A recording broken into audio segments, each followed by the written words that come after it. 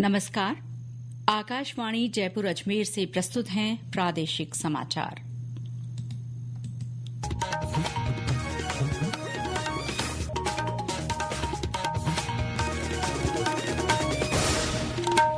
मुख्य समाचार।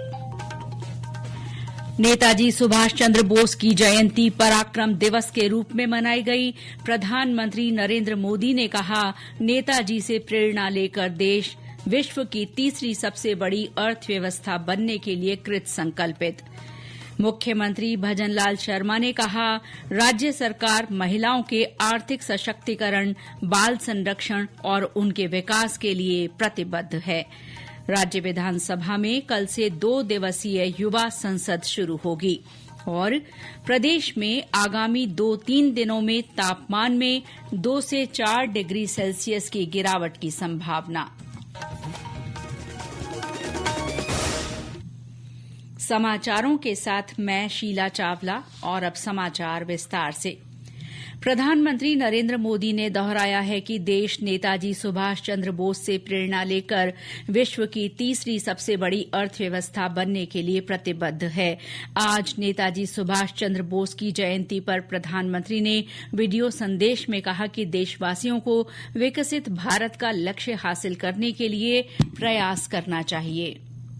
नेताजी ने देश की स्वतंत्रता के लिए आजाद हिंद फौज बनाई। इसमें देश के हर क्षेत्र, हर वर्ग के वीर और वीरांगनाएं शामिल थी। सबकी भाषाएं अलग अलग थी, लेकिन भावना एक थी, देश की आजादी। यही एकजुटता आज विकसित भारत के लिए भी बहुत बड़ी सीख है। तब स्वराज के लिए हमें एक होना था, आज विकसित भारत के लिए हमें एक रहना है।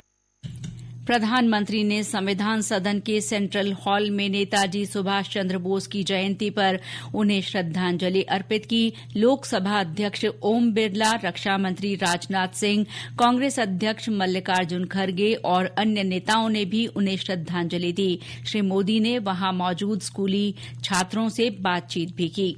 नेताजी सुभाष चंद्र बोस की जयंती देश भर में पराक्रम दिवस के रूप में मनाई जा रही है।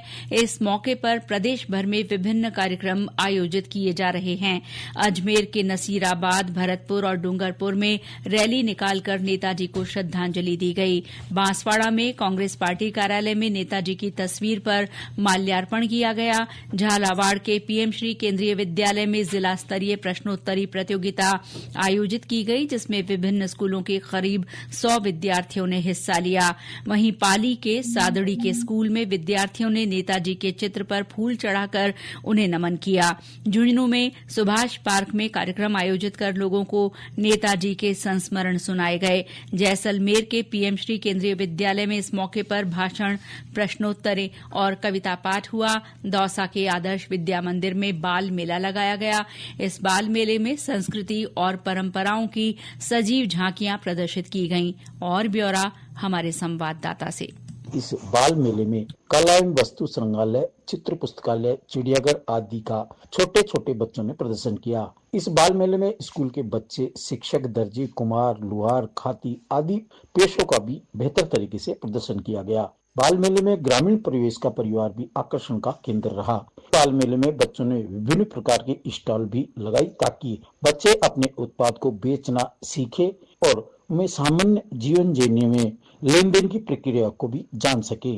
संतोष कुमार शर्मा, आकाशवाणी समाचार, दौसा। महिला और बाल विकास विभाग की ओर से आज जयपुर के बिड़ला सभागार में राज्य स्तरीय आमुखीकरण कार्यक्रम आयोजित किया गया। सशक्त नींव, उज्जवल भविष्य की थीम पर हुए इस कार्यक्रम में सरकार की ओर से प्रदेश में महिला सशक्तिकरण, बाल विकास और पोषण सुरक्षा के क्षेत्र में किए गए महत्वपूर्ण कामों पर चर्चा की गई। इस अवसर पर मुख्यमंत्री भजनलाल शर्मा ने विभाग के कार्मिकों को संबोधित करते हुए कहा कि उनकी सक्रिय भागीदारी से योजनाओं का लाभ हर पात्र व्यक्ति तक पहुंचाया जा सकता है।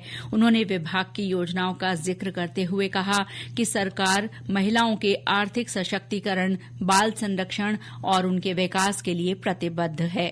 महिलाओं की सुरक्षा एवं सहायता से जुड़ी योजना जैसे महिला सुरक्षा सलाह केंद्र, वन स्टॉप सेंटर, सखी केंद्र, उद्यम प्रोत्साहन योजना, वर्क फ्रॉम होम योजना, शिक्षा सेतु योजना, अमृता हाट योजना एवं मुख्यमंत्री सामूहिक विवाह अनुदान योजना का लाभ प्रत्येक पात्र लाभार्थी तक पहुंचाना सुनिश्चित किया जाए। महिला हेल्पलाइन नंबर 181 का व्यापक प्रचार प्रसार भी किया जाना आवश्यक है। मुख्यमंत्री ने कार्यक्रम में मौजूद आंगनबाड़ी कार्यकर्ता, महिला पर्यवेक्षक, विभाग के अधिकारियों और कार्मिकों से संवाद किया। कार्यक्रम में उप मुख्यमंत्री दिया कुमारी और महिला तथा बाल विकास विभाग के शासन सचिव सहित अन्य अधिकारी मौजूद रहे। ये समाचार आकाशवाणी जयपुर अजमेर से प्रसारित किए जा रहे हैं।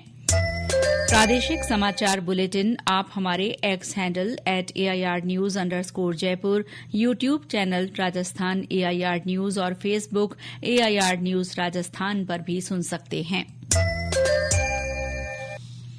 राज्य विधानसभा में कल से 2 दिवसीय युवा संसद शुरू होगी। विधानसभा अध्यक्ष वासुदेव देवनानी सदन में दीप प्रज्वलित कर युवा संसद का शुभारंभ करेंगे। श्री देवनानी ने कहा कि इससे प्रदेश के युवाओं को राजनीति के क्षेत्र में काम करने के लिए प्रोत्साहन मिलेगा।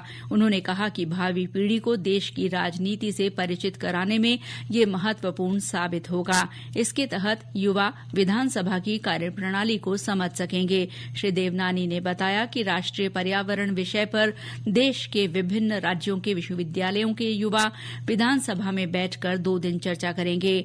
इस युवा संसद में देश के विभिन्न राज्यों के विश्वविद्यालयों में पढ़ रहे युवा मौजूद रहेंगे।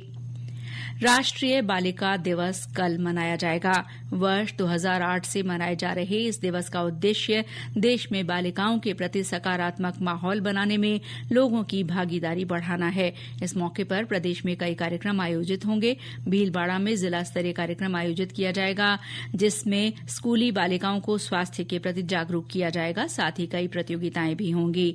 हनुमानगढ़ में राजकीय कन्या महाविद्यालय में सशक्त बिटिया सशक्त समाज विषय पर समारोह आयोजित किया जाएगा। उप मुख्यमंत्री और वित्त मंत्री दिया कुमारी ने कहा है कि आगामी बजट लोगों के हितों को ध्यान में रखते हुए तैयार किया जा रहा है। उन्होंने आज जयपुर में पत्रकारों से बातचीत में कहा कि मुख्यमंत्री द्वारा विभिन्न वर्गों से किए गए बजट पूर्व संवाद के दौरान प्राप्त हुए सुझावों को बजट में शामिल किया जाएगा। संस्थाएं हैं उनसे और उनके जो चाहे किसान हो, महिलाएं हो, स्टूडेंट्स हो, सबसे संवाद किया। युवा हो, स्पोर्ट्स से संबंधित लोगों से किया, टूरिज्म के लोगों से किया, इंडस्ट्री से किया कि डायरेक्ट उनसे कम्युनिकेशन हो, उनकी बात हमारे तक पहुंचे। उनके क्या सजेशंस हैं, वो क्या चाहते हैं, उनकी क्या अपेक्षाएं हैं, उन पे ही हम लोग काम करें। और बजट जनता के लिए होता है, राजस्थान की जनता के लिए है। उन्हीं की तरह वो जो चाहते हैं उसी प्रकार से ये बजट बने। राष्ट्रीय मतदाता दिवस के अवसर पर राज्य स्तरीय कार्यक्रम जयपुर के राजस्थान इंटरनेशनल सेंटर में आयोजित किया जाएगा। आज जवाहर कला केंद्र में मतदाता दिवस के उपलक्ष्य में चित्रकला प्रतियोगिता रखी गई। इस मौके पर मुख्य निर्वाचन अधिकारी नवीन महाजन ने पत्रकारों से बातचीत करते हुए बताया कि प्रतियोगिता के विजेताओं के चित्र राज्य स्तरीय समारोह में प्रदर्शित किए जाएंगे। उन्होंने बताया कि कार्यक्रम में नए मतदाताओं को एपिक कार्ड दिए जाएंगे। जो मुख्य कार्यक्रम है जो RIC में 25 तारीख को सुबह होगा, उसमें एक हम प्रदर्शनी भी लगाएंगे और साथ ही साथ वहाँ पे स्टेट आइकॉन्स भी होंगे। कुछ जो नव रजिस्टर्ड हमारे मतदाता हैं उनको भी एपिक वितरण किया जाएगा। उनको भी मतदाताओं के लिए बोलने का मौका दिया जाएगा। मतदाता दिवस के अवसर पर जिला और बूथ स्तर पर भी कार्यक्रम आयोजित किए जाएंगे। सवाईमाधोपुर में राजकीय बालिका उच्च माध्यमिक विद्यालय मानटाउन में जिला स्तरीय समारोह आयोजित होगा। 12 से हमारे संवाददाता ने बताया कि जिला कलेक्टर रोहिताश्व सिंह तोमर को जयपुर में आयोजित कार्यक्रम में सम्मानित किया जाएगा। ये सम्मान उन्हें निर्वाचन प्रक्रिया को निष्ठा और समर्पण के साथ संपन्न कराने के लिए दिया जाएगा। और अब मौसम। राज्य में आगामी 2-3 दिन में दिन और रात के तापमान में 2 से 4 डिग्री सेल्सियस तक की गिरावट होने की संभावना है। मौसम केंद्र जयपुर के अनुसार प्रदेश के उत्तरी हिस्सों में कहीं कहीं हल्के से मध्यम कोहरा इस दौरान छाए रहने के भी आसार हैं। इस बीच आज भी कई स्थानों पर बादल छाए रहे और कुछ जगह हल्की बरसात हुई। धौलपुर में दोपहर बाद सर्द हवाओं के साथ बूंदाबांदी हुई, इससे ठंड बढ़ गई है। भीलवाड़ा, झालावाड़, झालावाड़ और सवाईमाधोपुर में बादल छाए हुए हैं। जयपुर जिले की सांभर झील पर कल से सांभर महोत्सव शुरू होगा। 5 दिन के इस उत्सव में स्थानीय लोगों के साथ साथ देशी विदेशी सैलानी भाग लेंगे। पर्यटन विभाग के उप निदेशक उपेन्द्र सिंह शेखावत ने बताया कि महोत्सव की शुरूआत दीपोत्सव और महाआरती के साथ होगी। महोत्सव में हेरिटेज वॉक और कई रोमांचक गतिविधियां रखी गई हैं, जिनमें ऊंट और घुड़सवारी, पैरासेलिंग, पैराग्लाइडिंग और जीप सफारी शामिल हैं। इसके अलावा पतंगबाजी का कार्यक्रम रखा गया है। लोक कलाकारों की प्रस्तुतियां महोत्सव का आकर्षण होंगी। इसके साथ ही झील पर दूर दराज से आए प्रवासी परिंदों को देखने के लिए भी विशेष व्यवस्था की गई है। प्रदेश में पशुपालकों के लिए चलाई जा रही मुख्यमंत्री मंगला पशु बीमा योजना में आवेदन करने की आखिरी तारीख बढ़ाकर 31 जनवरी कर दी गई है। योजना के माध्यम से पशुधन का बीमा करवाया जा सकता है। पाली के पशुपालन विभाग के संयुक्त निदेशक डॉ ओम प्रकाश बुनकर ने बताया कि पशुपालकों को बीमा विभाग के ऐप पर आवेदन करना होगा। गौरतलब है कि इस योजना में 400 करोड़ रुपए का प्रावधान किया गया है। सरकार की चालू वित्त वर्ष की बजट घोषणा के अनुसार गाय, भैंस और ऊंट के लिए 40,000 रुपए का बीमा मिलेगा। इस बीच प्रदेश के विभिन्न स्थानों पर पशु कल्याण पखवाड़े के तहत शिविर लगाए जा रहे हैं। डीग में आयोजित शिविरों के माध्यम से पशुपालकों को मुख्यमंत्री मंगला पशु बीमा योजना के बारे में जानकारी दी जा रही है। इसके अलावा बीमा विभाग के ऐप पर आवेदन प्रक्रिया के बारे में भी बताया जा रहा है। और अंत में मुख्य समाचार एक बार फिर। नेताजी सुभाष चंद्र बोस की जयंती पराक्रम दिवस के रूप में मनाई गई। प्रधानमंत्री नरेंद्र मोदी ने कहा, नेताजी से प्रेरणा लेकर देश विश्व की तीसरी सबसे बड़ी अर्थव्यवस्था बनने के लिए कृत संकल्पित। मुख्यमंत्री भजनलाल शर्मा ने कहा, राज्य सरकार महिलाओं के आर्थिक सशक्तिकरण, बाल संरक्षण और उनके विकास के लिए प्रतिबद्ध है।